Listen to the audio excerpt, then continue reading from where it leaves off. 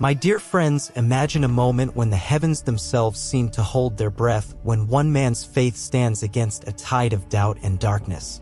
On the slopes of Mount Carmel, a prophet named Elijah dared to challenge the false gods of his time. Will you join me to witness this fire of faith that changed a nation forever? In the land of Israel, under the reign of King Ahab, a shadow had fallen.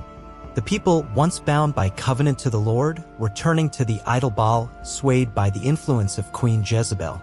Altars to this false god rose across the hills, and the sacred places of worship grew silent. The faith of their fathers seemed but a fading memory. Yet, in this time of wavering hearts, God did not abandon his people. He called forth a prophet, a solitary voice to speak his truth. Elijah was no ordinary man. His heart burned with zeal for the Lord, and his spirit carried the weight of divine purpose. Standing before King Ahab, he spoke words that echoed like thunder. As the Lord, the God of Israel, lives, there shall be neither dew nor rain these years, except by my word. With this bold decree, the heavens closed, and a great drought gripped the land. The fields withered, the rivers shrank, and the people's hearts began to question, who truly holds power over creation? For 3 years, the drought tested Israel's soul. The worshippers of Baal cried out to their God, but no rain came. Elijah, hidden by God's hand, waited in the wilderness, sustained by ravens and a widow's faith. Yet the time was coming when silence would give way to confrontation. The Lord spoke to Elijah, "Go, present yourself to Ahab, and I will send rain upon the earth." And so, the stage was set for a moment that would shake the foundations of Israel's faith. On Mount Carmel, Elijah called for a gathering unlike any other. He summoned the king, the people, and the 450 prophets of Baal. The air was thick with anticipation as he stood before them, his voice steady and clear. "How long will you waver between two opinions? If the Lord is God, follow him, but if Baal, then follow him." The challenge was simple yet profound. Each side would prepare an altar, offer a sacrifice, and call upon their God. The one who answered with fire from heaven would be the true God. The prophets of Baal went first. From morning until noon, they danced, shouted, and pleaded around their altar. Their voices grew hoarse, their movements frantic, yet the sky remained silent. Elijah watched, his heart unshaken, and with a touch of divine irony, he called out, "Cry louder. Perhaps your God is sleeping or on a journey." By evening, the prophets of Baal were exhausted, their altar untouched, their hopes dashed. The false god had failed them. Now it was Elijah's turn. With calm resolve, he rebuilt the Lord's altar using 12 stones to honor the tribes of Israel. He placed the wood, the sacrifice, and then, in a bold act of faith, he ordered water to be poured over it all, not once, but 3 times, until the trench around the altar brimmed. The people watched in awe and doubt. Could any fire ignite such a drenched offering? Elijah stepped forward, his eyes lifted to heaven, and prayed, "O Lord, God of Abraham, Isaac, and Israel, let it be known this day that you are God in Israel. Answer me, so these people may know you are the true God." In that sacred moment, as Elijah's prayer rose to the heavens, the Lord did not delay. A fire, radiant and fierce, descended from the sky, consuming the soaked offering, the wood, the stones, and even the water in the trench. The people gasped, their hearts pierced by the undeniable power of God. They fell to their faces, crying out in unison, "The Lord, He is God. The Lord, He is God." On Mount Carmel, truth had triumphed, and the flame of faith was rekindled in Israel's heart. But the story does not end with fire. Elijah turned to the people, his voice resolute, "Seize the prophets of Baal, let not one escape." The false prophets who had led the nation astray were taken to the valley below, and their influence was ended. The altars of Baal, once proudly erected, were torn down, their stones scattered like dust. Yet Elijah's mission was not only to confront falsehood but to restore hope. He climbed again to the mountain's peak, bowed in prayer, and sought the Lord's mercy to end the drought. A small cloud, no larger than a man's hand, appeared on the horizon. Elijah's servant reported it, and the prophet knew God's promise was unfolding. "Go," he told Ahab, "for the sound of rushing rain is near." Soon, the heavens opened and rain poured upon the parched land, a sign of God's faithfulness. The people rejoiced, their fields revived, their spirits lifted. Through Elijah's courage, Israel had seen not only God's power but his compassion. Yet, even in victory, a shadow loomed. King Ahab returned to his palace and recounted the wonders of Mount Carmel to Queen Jezebel. Her heart, hardened by pride, burned with rage. By tomorrow, she vowed, Elijah's life will be mine. A messenger carried her threat to the prophet, and for the first time, Elijah's strength faltered. Exhausted and pursued, he fled into the wilderness, seeking refuge from Jezebel's wrath. Alone beneath a solitary tree, he poured out his heart to God. It is enough, O Lord. Take my life, for I am no better than my fathers. But God's love is never distant, even in our darkest hours. As Elijah slept, an angel appeared, touching him gently and saying, Arise and eat, for the journey is too great for you. Beside him were bread baked on hot stones and a jar of water. Strengthened by this divine provision, Elijah rose and traveled 40 days and nights to Mount Horeb, the mountain of God. There, in a cave, he sought the Lord's presence, his heart heavy with questions and doubts. The Lord's voice came softly, What are you doing here, Elijah? The prophet poured out his soul, speaking of his zeal, his loneliness, and the threats against his life. Then God invited him to stand on the mountain. A mighty wind tore through the rocks, but God was not in the wind. An earthquake shook the earth, but God was not in the earthquake. A fire blazed, but God was not in the fire. And then, in the stillness, came a gentle whisper. In that whisper, God spoke, reminding Elijah, You are not alone. I am with you, and my work through you is not finished. With renewed purpose, Elijah descended the mountain. God gave him a mission to anoint new kings and a prophet to succeed him. In the fields, he found Elisha, a man plowing with 12 yoke of oxen. Elijah cast his cloak over him, a sign of divine calling. Elisha left everything, his family, his livelihood, and followed, vowing to serve the Lord and learn from the prophet. Through this act, God showed Elijah that his plan stretched beyond one man's life, weaving a tapestry of faith across generations. Elijah's journey did not end in the cave of Horeb, nor was his legacy confined to the triumphs of Carmel. Strengthened by God's whisper, he returned to Israel, his heart ablaze with renewed purpose. He carried out the Lord's command, anointing those who would lead the nation back to righteousness. Yet, his mission was greater than kings and altars. It was to plant a seed of faith that would endure through the ages. Elisha, his faithful disciple, walked beside him, learning the ways of obedience and courage. In time, God called Elijah to a final ascent. Not in defeat, but in glory, he was taken from the earth. A chariot of fire, drawn by horses of flame, appeared, and Elijah was carried to the heavens, his cloak falling to Elisha as a symbol of succession. The prophet's work on earth was complete, but his story lived on. Through Elisha's miracles and ministry, the fire of Carmel continued to burn, guiding Israel back to the Lord. The altars of Baal faded, and the people learned once more that only the Lord is God. Mount Carmel was not merely a place of victory, it became a beacon of hope. The fire that fell from heaven did more than consume an offering, it rekindled a nation's trust in the God of Abraham, Isaac, and Israel. Elijah's courage showed that one voice, faithful to the Lord, could shift the course of history. His doubts in the wilderness reminded us that even the strongest among us may falter, yet God's mercy never fails. His encounter in the gentle whisper taught us that the Lord speaks not always in power, but often in the quiet moments of our lives.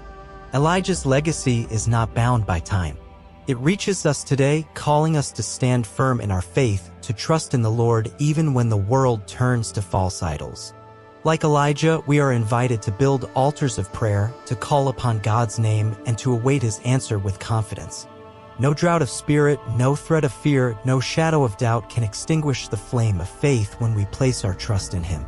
The God who answered Elijah with fire is the same God who walks with us, offering strength for every trial. My dear friends, let the story of Elijah stir your hearts. Reflect on your own Mount Carmel. Where has God called you to stand for truth? Where has He met you in your wilderness? Share this tale with those you love, that together you may discover the power of unwavering faith. Let the fire of Carmel light your path, drawing you ever closer to the Lord. If this story has touched you, leave a comment, share it with others, and join us in spreading this message of hope. May the Lord, who is God, guide you always. As Elijah's prayer ascended, the heavens stirred. Every eye on Mount Carmel fixed upon the drenched altar where water pooled in the trench, reflecting the fading light of day. The people held their breath, caught between doubt and hope. Had they not seen the prophets of Baal fail, their cries unanswered, their altar cold? Yet here was Elijah, alone, unwavering, his face radiant with trust in the God of Israel.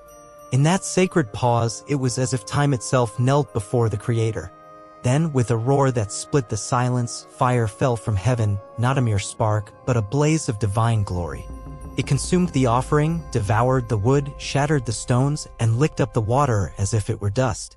The crowd staggered back, their hearts pierced by awe and fear.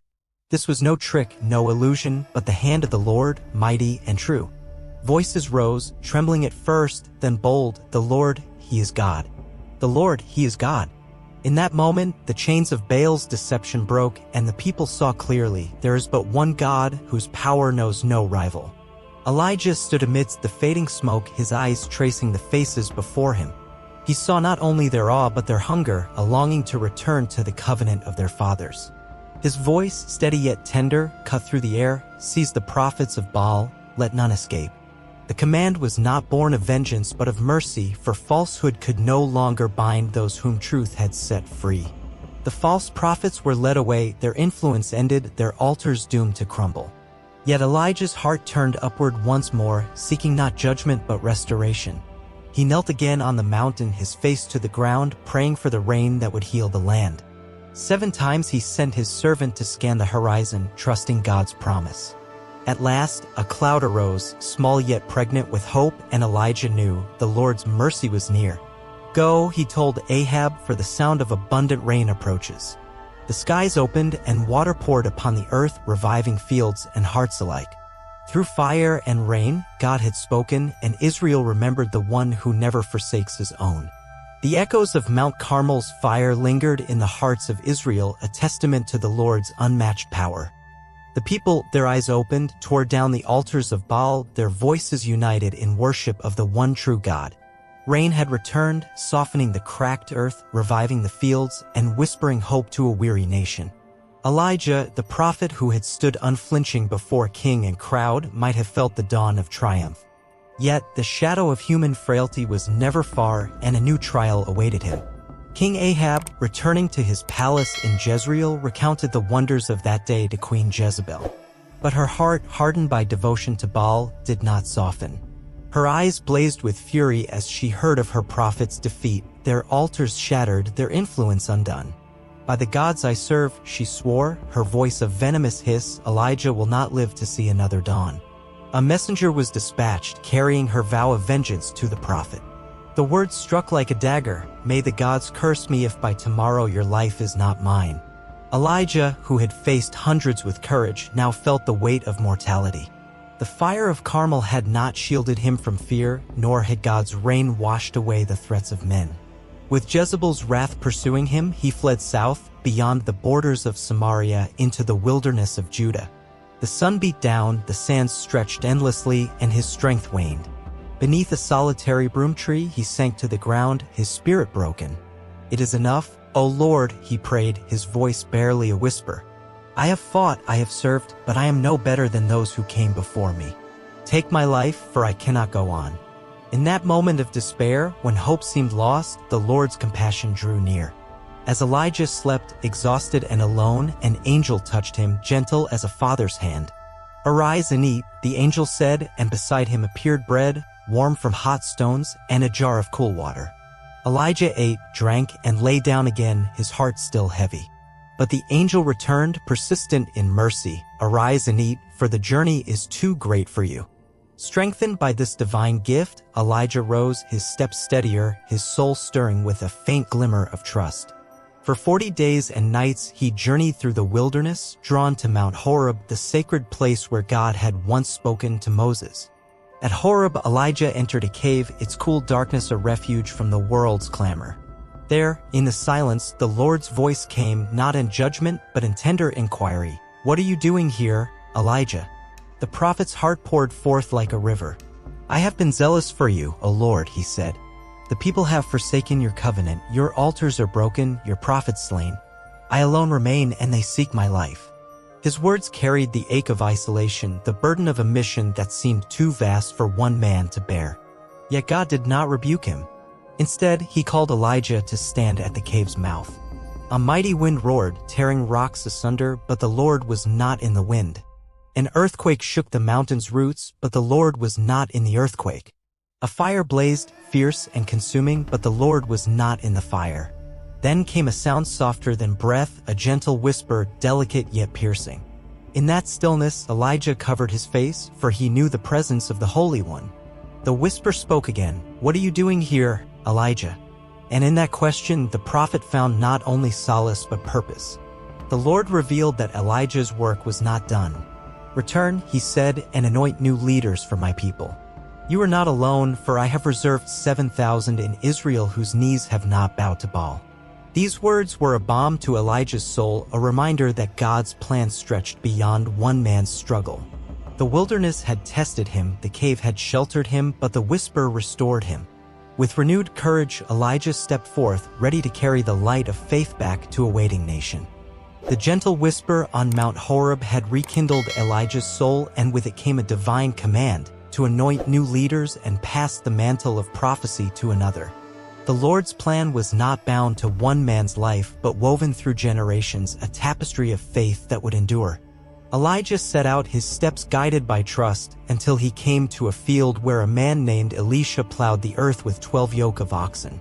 The prophet paused, watching this humble laborer whose heart, though unknown to him, had been prepared by God. Elijah approached, his weathered cloak in hand, and cast it over Elisha's shoulders. No words were needed, for the gesture spoke of a calling beyond the plow, beyond the fields, a summons to serve the Lord. Elisha's eyes met Elijah's, and in that moment he understood. He left his oxen, ran after the prophet, and said, "Let me kiss my father and mother, and then I will follow you." Elijah nodded, his heart warmed by such devotion.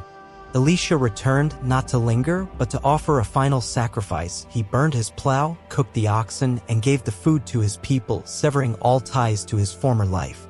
From that day, Elisha walked with Elijah, a disciple learning the ways of faith. Through dusty roads and quiet nights, Elijah shared the lessons of Carmel and Horeb, the fire of God's power, the stillness of his voice, the weight of standing alone yet never forsaken. Elisha listened, his spirit eager, his resolve growing. Their bond was not merely that of teacher and student, but of a father passing a flame to his son.